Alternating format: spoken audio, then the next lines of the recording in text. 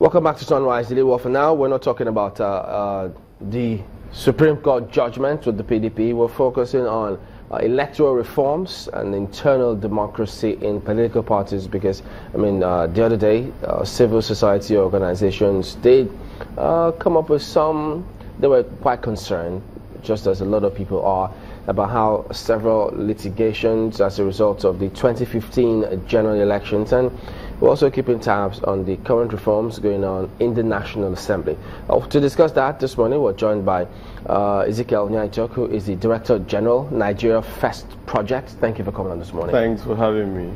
Well, they raised that concern, how they just say, look, as a result of lack of internal democracy in those political parties, they just would love to see a different situation. And there are those who think, well, with electoral reforms going on, they think that it will largely, who knows, address this challenge. Do you share the same view? There are two answers I'd like to give. One is what is conventional answers. The second one is what is sustainable answer. Now, what is conventional is our hoping that when you change the laws and you put certain systems and processes in place, that the result expected would come good. That makes sense. But what people fail to realize is that maybe as an architect, there are two layers of construction. There's the first you call the substructure, which is the foundation, and there's the second you call the superstructure, which is what everybody sees. Now we keep discussing the superstructure and we forget the substructure, which is about the most important thing, because if you are designing a bungalow as a substructure and you put up high-rise or multi-level story building as a superstructure, it's not going to stand. You just need one little thing to shake it. Now, what is the substructure?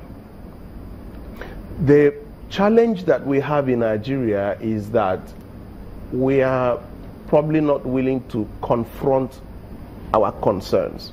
The substructure is deceit. The substructure is injustice. If you take politics, for instance, and you look at what politics is all about, honestly and sincerely, you know that politics is a major enterprise. Why you say it's deceit? Because we don't want to tell ourselves the truth that we all know. We are politicians? Nigerians. How? Nigerians. We all know. Who doesn't know that the moment you become a National Assembly member, a governor, you are made for life? Who doesn't all of them with one brush? Because there are several people who will tell you no, that's not the case for them.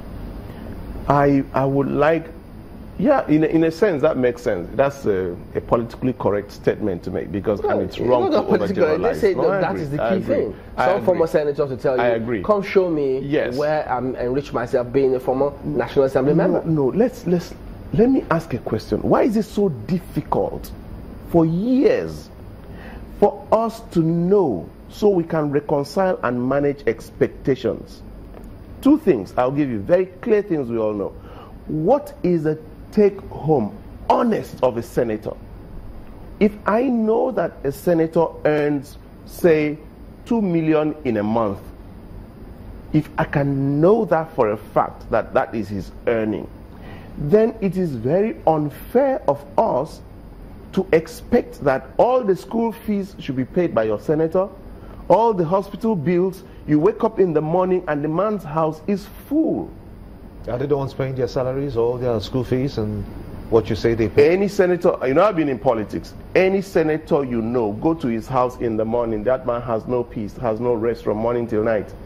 Everybody goes to him. Every problem goes to the senator, the National Assembly member, the political office holder, because we expect that they are having so much. As a result, you can, let me even give you a second part of it. Does that mean that if people go to them, because people go to a lot of politicians, or because they call them their representatives? Thank you. So if they do that, does that then mean that They enrich themselves. Why do they do that? They do that because they expect that this. Why don't they do that to lecturers? Why don't they do that to lecturers? Yeah, that's. Thank you. Thank you. You know, you just answered my question. Elect lecturers? No. When you elect a